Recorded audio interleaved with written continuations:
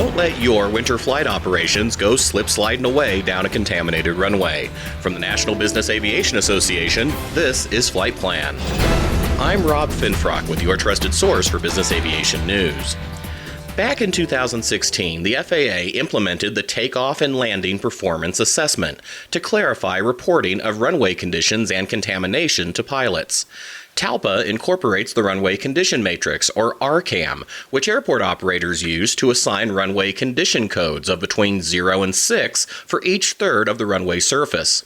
Those codes are then reported via notices to airmen and are intended to be matched against manufacturer-provided performance data to determine landing and braking effectiveness for the specific field conditions. TALPA was a significant step forward in providing flight crews with accurate information about field conditions, especially during wintertime. But it's not yet a perfect system, and each of the last 4 winters has revealed a little bit more about what's needed to further refine this valuable tool. To help us work through these lessons, I'm pleased to welcome Rich Bohl, Chair of the Airspace, Air Traffic, and Flight Technologies Working Group of the NBAA Access Committee and the association's primary point person on all things TALPA.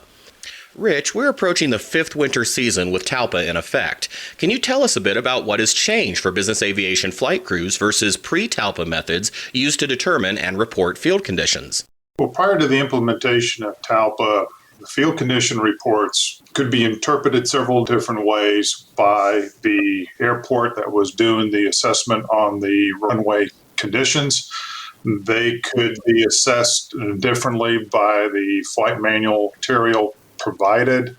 They could be influenced by such reported factors to the pilot as the runway friction measurement reading, what we used to call mu readings.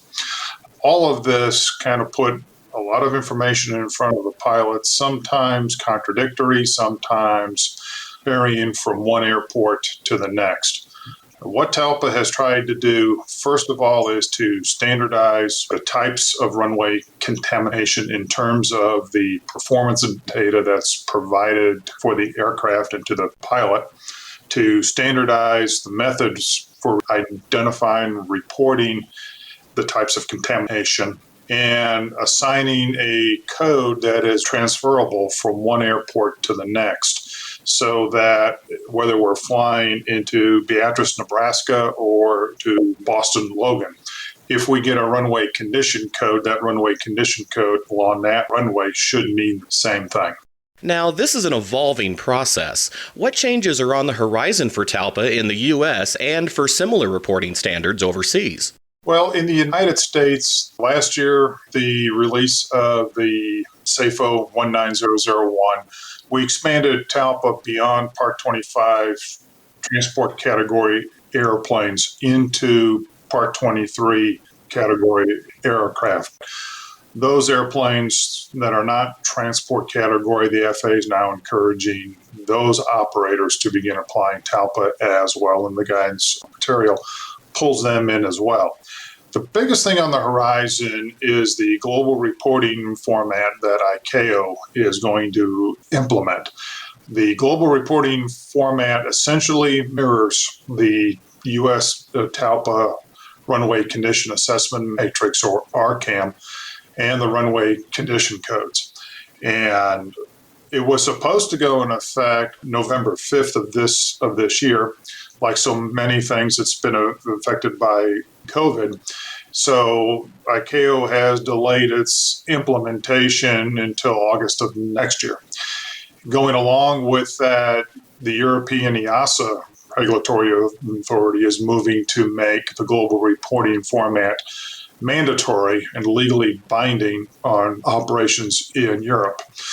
Because of that regulatory hook that the Europeans are beginning to impose on the TALPA and the global reporting format, we are beginning to see the U.S. business aviation manufacturers begin to produce the type of landing performance data that we've been seeking for a long time, namely performance data that directly ties to the reported runway condition code, so that the pilot can correctly do a time of arrival landing distance assessment. Airports obviously play a key role in ensuring TALPA is an effective tool for business aviation flight crews. For that perspective, we're joined by Brian Lewis, Director of Operations for Centennial Airport near Denver, Colorado. Brian, can you tell us a bit about how your crew assesses runway conditions? Yeah, for sure. At the airport, our crew will, anytime there is contaminant believed to be on the runway, whether it's just water or whether it's snow or ice, our operations personnel will drive the length of the runway and we'll take measurements of that contaminant along the way using a ruler and determining what type of substances on the surface according to the FAA definitions for wet snow, dry snow, slush, ice. And so we will take measurements at several spots. The runway is broken up into thirds, and we will take measurements 3 times per third. And then we will come up with the wording for the surface contaminant for the NOTAM. We'll enter that into NOTAM Manager, then that will generate the runway condition code. Is there a standard frequency or time frame that you follow for measuring runway conditions? Yeah, there is. We want to go out frequently enough that we catch any changes in the contaminant as that is happening in real time. So with the RCAM, we will determine depths and round up to the nearest quarter of an inch. So it starts out at less than an eighth inch, and then from an eighth inch, it goes up to quarter inch, half inch. And then after you get to 1 inch, it goes in 1 inch intervals. So we always strive to inspect frequently enough that we are making sure that the norm that we have in effect is accurate at any point in time. So if we're getting heavy snow, it may be just 5 minutes from the end of one inspection to the beginning of the next inspection. That can vary, determined by the precipitation rate, the temperature, the use on the runway. And so a lot of that helps us to determine how frequently to go out. Also, we're fortunate enough to have a pavement temperature monitoring system in the runway that also assists us with that, especially with determining when wet conditions are going to start to freeze. And for us, that's really critical in wintertime is determining the onset of any accumulation of snow or ice on the runway. Now, it's easy to visualize snow and ice on the runway, but is there a requirement for how the airport reports wet runway conditions, Brian? There isn't a requirement for reporting wet currently, but as a best practice, we do report wet. I know that a lot of our operators are really interested in knowing if the surface is dry or if there is some dampness on it. So as a best practice, we do report that. There isn't currently a requirement from the FAA to do that, but I know that a lot of airports are reporting wet conditions as that does affect aircraft performance. Our third guest is Ben Kohler, a G650 captain for a Part 91 operator and a member of the NBAA Safety Committee. Ben, how have you incorporated TALPA into your operating procedures and pilot briefings? We've incorporated, since it came out, the RCAM into our AOM, our Air Operations Manual, along with a little brief discussion of it, and we use it to determine the runway conditions. In reality, for takeoff situations that are reported as less than 5, we just don't use it. And the reason is that we're a relatively large department. We have a lot of support operations for decisions in those situations. We follow our manufacturer's guidance, which now also incorporates the RCAM into some of their charts. And for us, it's another piece of the puzzle. Primarily, it tells us what we can expect, and we use it to compare with other information that we have about the runway or what we've heard about the condition, and just kind of helps us know what we're looking at. Ben, has your training program or provider implemented TALPA into their syllabus, or for that matter, in the simulator? For the training providers, and I used to work for one as an instructor, it's really hard to incorporate more things into sim training. There simply isn't enough time to do the things that you'd like to do or that you need to do. So that's a real limitation. The other thing is I don't know that the sim has the fidelity to really replicate less than normal braking fairly. You generally just seem like you're slowing down at a slower rate. It doesn't really mimic the real life conditions. As a company, we also discuss it in our annual winter training that we do every fall as we get ready for winter conditions at our airport. So, Rich, we've heard from both the airport side and from the operator side on how they're working with the system. What is the expectation for implementing TALPA in these scenarios? We need to keep in mind that TALPA is a decision-making tool. It's not the end-all and be-all. It is part of your safety risk management for runway condition assessment and should be treated as such. When we're looking at TALPA, we want to do a pre-landing assessment, preferably at the top of descent point. We want to use the runway condition codes and the performance data provided by the manufacturer. If manufacturer data is not provided, the FAA recommends using the landing distance factors that are provided in the SAFO 19001. We want to look at what the expected stopping performance is. We also want to look at the lowest runway condition code or pilot braking action that can be reported. It's important to understand, as Brian pointed out, is that there can be some time span between the point where the runway was assessed and the winter conditions are continuing and airplanes are continuing to land. The conditions can deteriorate. The airport's obviously, hopefully, watching for that, but it's incumbent upon the pilot that if we start hearing braking actions that don't correspond with the reported runway condition codes, in other words, they're lower than what we expect, we need to set a threshold below which the runway becomes unsafe to land on. That brings the final part of the TALPA question of the pilot is we have to give good, accurate braking action reports. And it's important that that braking action reflect the braking that's used, not the deceleration that's used by reverse thrust or anything else that you're using to stop the aircraft. We need to know exactly what the wheel brakes are doing vis-a-vis the performance. So when it's safe, when you're clear and under control and you have time, pass a braking action report based on the RCAM definitions.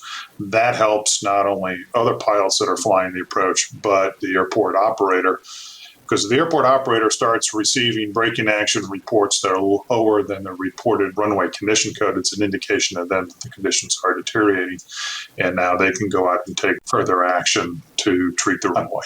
What should operators do, or what are they required to do under TALPA when operating into an airport without a current FICON NOTAM? And that's an important thing to understand, too. There are airports, Part 139 airports and federally obligated airports are required to report using the runway condition code in the FICON format. Airports that don't fall into that area are not required to. Airports are not required to report wet. It's important to understand wet is just basically a damp runway. If there's any form of standing water, that's contamination that needs to be reported.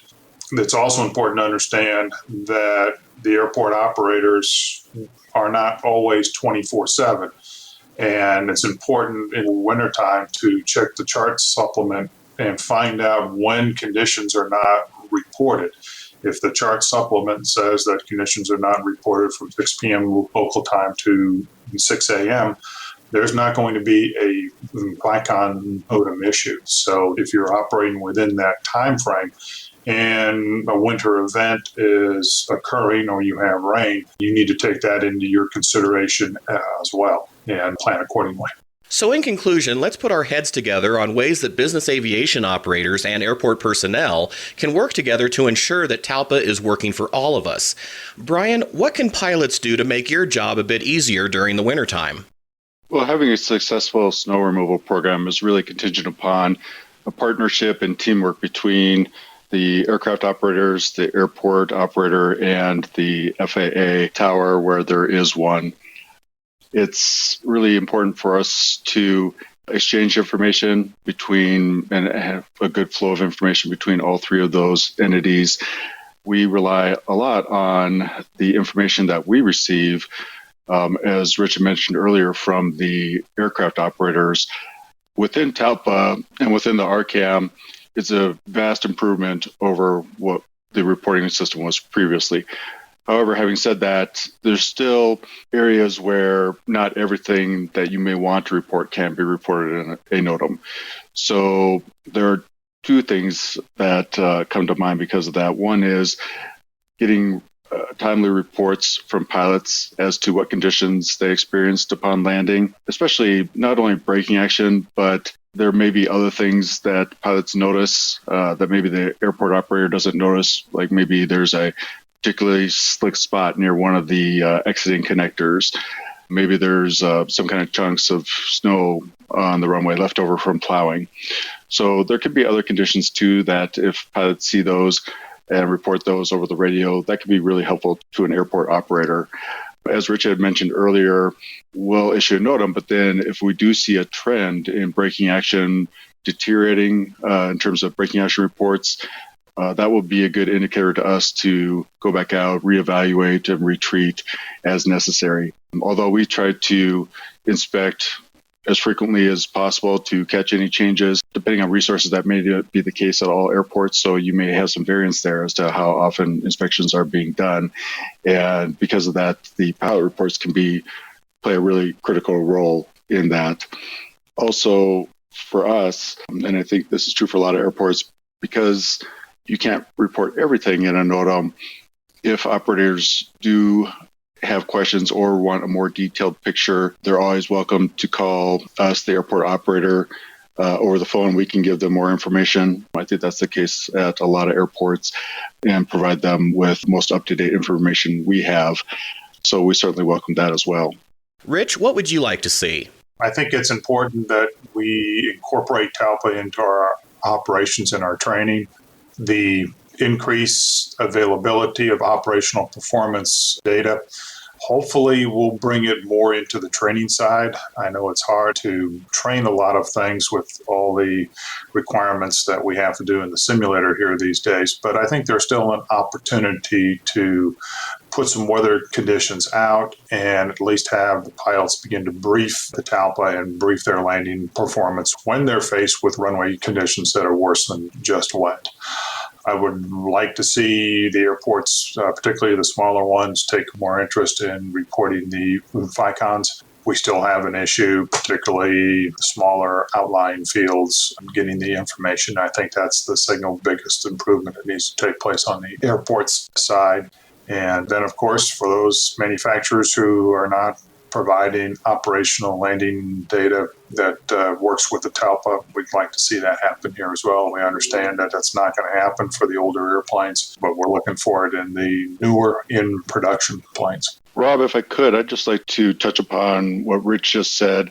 I think the training part is really critical. We are still seeing a number of pilots coming into our airport in Denver that are not that familiar with the RCAM and don't understand what the numbers really refer to. So we still will get some pilots that land and they will report a 3. And only an airport operator can report a 3 unless you have a pilot out there on the runway with a ruler. They really are able to report a 3, and a 3 does not directly correlate to a braking action, which I think is a piece of information that pilots sometimes believe that you can correlate the two, and the FAA has made it very clear you can't correlate braking action to the runway condition code. So yeah, I'd just like to second Rich with saying that it is really critical that pilots operating in and out of airports that experience snow and ice, that they are educated on what the runway condition codes mean. If I could emphasize what Brian just said, the airports report runway condition codes, pilots report braking action. So make sure you're using the appropriate braking action terms. Good, medium, medium to poor, and yeah. That's something I'm going to take back to our group next week, actually, too, is when we report a braking action, it's not a deceleration rate, it's a braking action. Not every aircraft is going to have reverse thrust, and not everybody's going to use it even if they have it. So I think that's a critical difference there. Ben, what else do you think is important for business aviation operators to consider about TALPA? I think from the pilot side, the biggest thing we can do is just make sure that we understand the manufacturer's guidance when we're operating with contaminated runways. How do they define contamination? The other thing to know is how they actually determine contaminated landing distance. What procedures are they using? I know, for example, on our aircraft, something that we don't normally do is full reverse. A contaminated landing distance in our airplane assumes that you're going to use full reverse from the moment the nose goes down until you get to 70 knots, and then idle reverse to a full stop.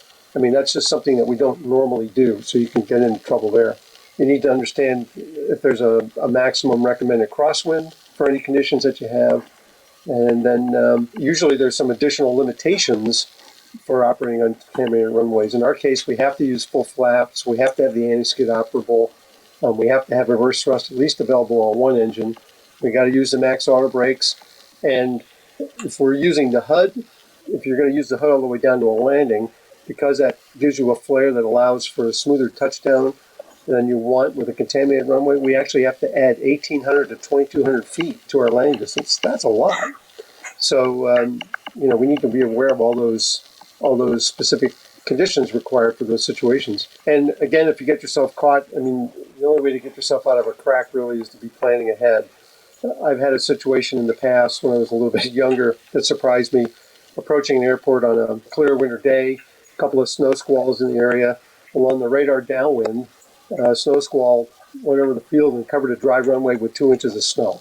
Fortunately, we had the fuel to go delay until they cleared it off, but it made me think of, hey, maybe I should really know what my maximum level of contamination can be and what kind of crosswind I can accept with that before I just land on it in a case where maybe I didn't have enough fuel to delay.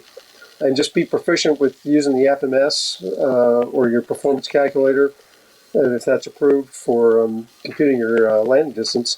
And otherwise, use the charts the manufacturer provides. So just staying ahead of the game is the best advice. That is great advice, especially given your example that also highlights just how quickly winter weather conditions can deteriorate. There was no one more surprised that day than me, believe me. NBAA has developed a detailed educational resource at nbaa.org/TALPA to further assist business aviation pilots with understanding and disseminating field condition reporting. And for additional insights on TALPA and winter operations, check out the October 23rd NBAA NewsHour webinar presentation on this subject at nbaa.org/NewsHour. And that's the latest from the National Business Aviation Association. Remember, you can subscribe to all Flight Plan episodes at Apple Podcasts in the App Store, wherever you find your favorite podcasts, including by asking Alexa or another connected device, or download them from nbaa.org. I'm Rob Finfrock. Thanks for listening, and please join us next week for a new episode of Flight Plan.